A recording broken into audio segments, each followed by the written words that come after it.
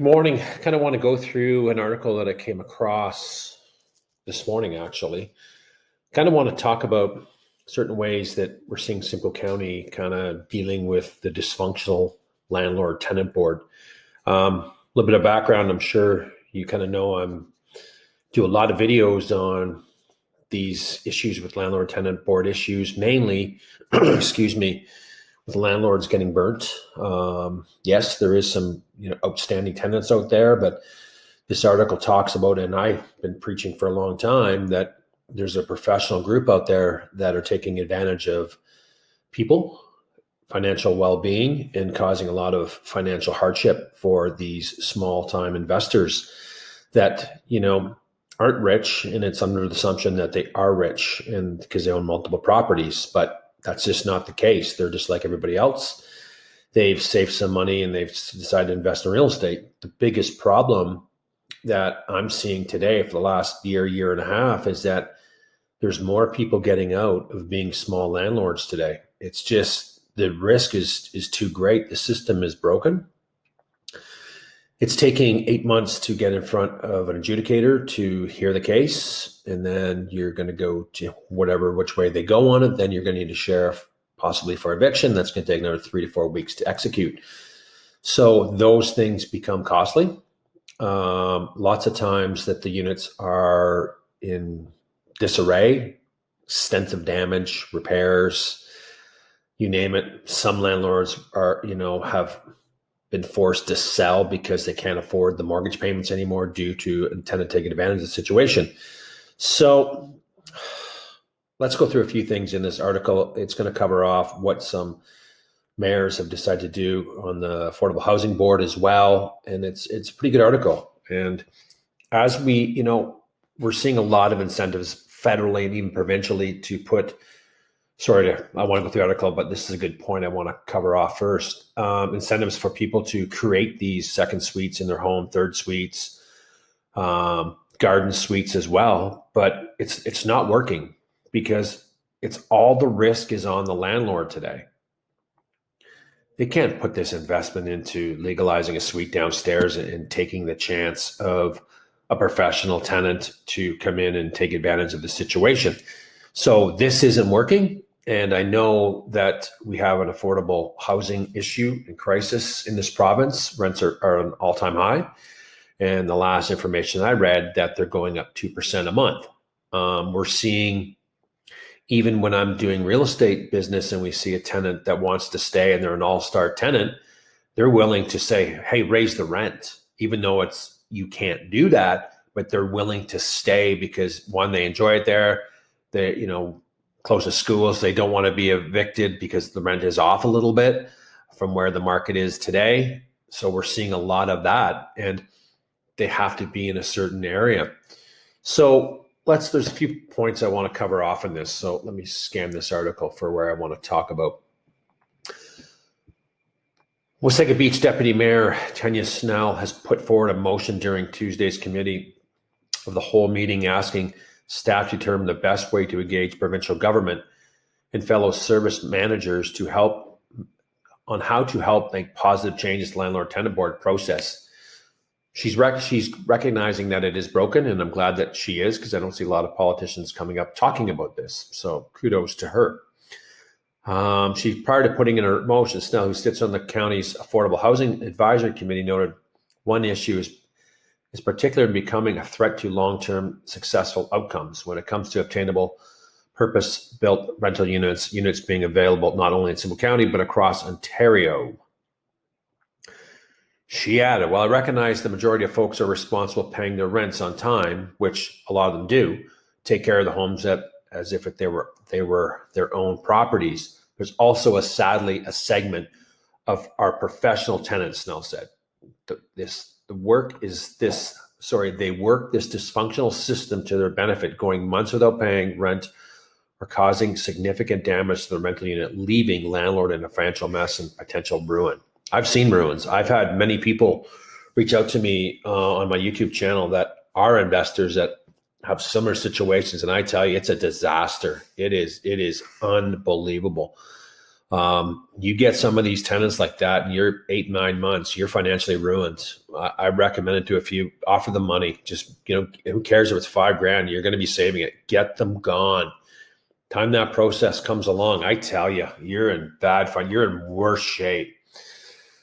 Enough of that. In the board's current state, Snell noted it could take upwards of 8 months for a meeting with the board, and compared to other provinces, tenants tend to be favored over landlords in Ontario, she added. This is the case.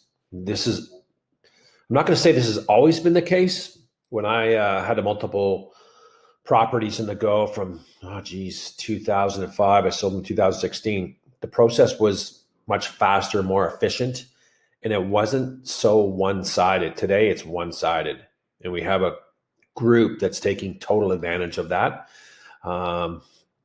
Today, we are seeing more people get out of that business. Years ago, we used to see, legal duplex come in the market, and they would get swarmed by showings. Today, they're nothing. They're a nothing property in my mind. People, we often thought, well, with the high price of properties today, maybe families will kind of go in there and move other family members in, or maybe this will help pay the mortgage. It hasn't been the case. It hasn't worked in that way that we all thought it was going to work. Some are vacant, some are tenanted. They stay away from the tenanted properties because the only way to get a tenant removed, if they say we're not moving, then property can't close. Then either, a potential family is waiting to get access to it. So people tend to stay away from those type of properties. It goes on here. I just want to get a couple spots. Although Snell pointed out that the province is considering incentivizing the private building sector to get involved in creating a solution by providing purpose-based obtainable renters. I don't think any builder is getting into this to do this, to incentivize to build these. That's just my own preference. When I'm seeing articles come out more in GTA markets where we're seeing 50 to 75 properties come off the rental market each month, that's a lot. That's why the rents are so high. There's a low supply. People are not renting out those basements. So I really can't see these incentives to work, because they're only going to work if something is done to the landlord tenant board.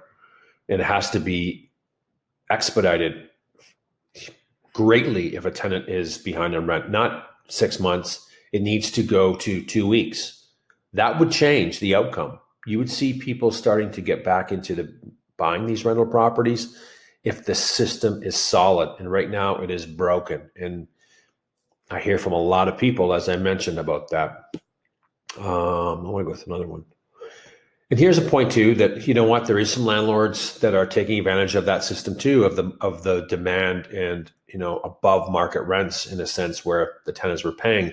So they are evicting people, which, you really can't do. That is taking place too. Yes, they have to get, clamped down more on that, but a tenant can't wait for 8 months to get in front of an adjudicator to deal with the situation. So it just kind of, I'll move out, whatever, and then I'll find something else. So I think that has to work as well. I always want to go to a couple other spots in here.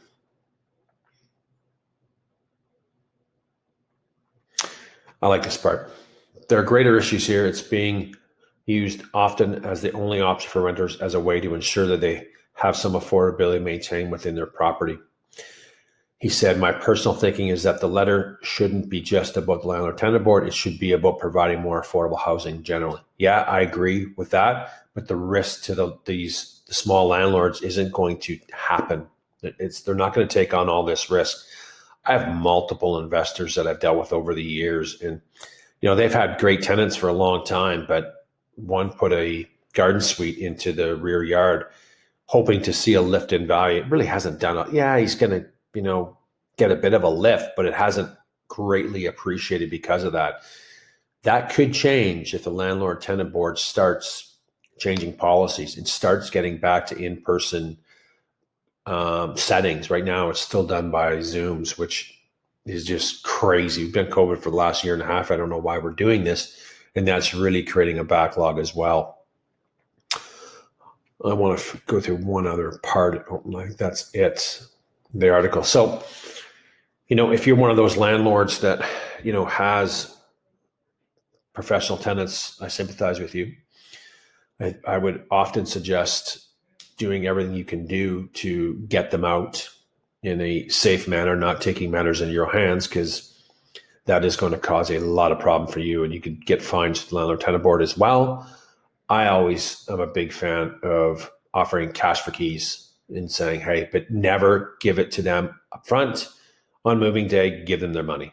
That's how I would do it. We've been very successful with that as real estate agents when we have properties that haven't closed. Tell the sellers that, give them some money, make it an incentive for them to find, similar accommodations or to leave, whatever. Just due to, even though once the property's exchanged hands or in an accepted offer, it's in a tenant occupied property, the only way to evict is through an order.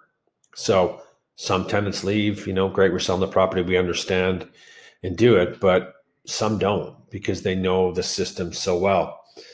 If there's any questions out there that people may have for me on this crazy landlord tenant board issues over the last couple of years, please reach out. And as always, give it a follow, give it a like and share, and come back and watch some more videos on this. Have a great weekend.